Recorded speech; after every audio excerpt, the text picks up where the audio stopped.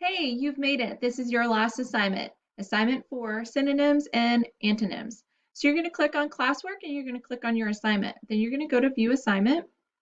The first thing I want you to do before you get started on the video is I want you to watch a refresher YouTube video about synonyms and antonyms. So you're going to do that by clicking the YouTube channel.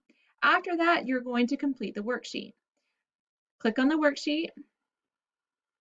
And like you've done before, if you want to go ahead and automatically be able to type on it, you're going to open it in a new window. And then you are going to go ahead and download it.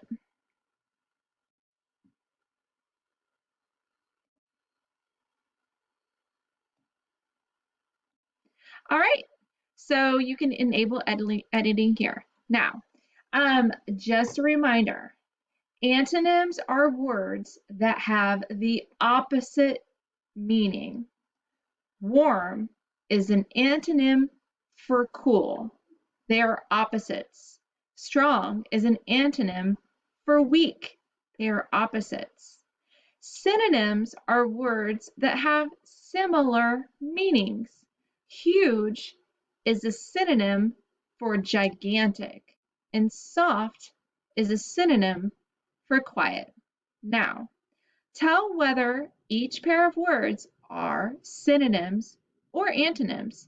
Write synonyms or antonyms on each line. And I don't mind if instead you just write an S or an A. That's totally fine. Okay, number 1, unusual, odd.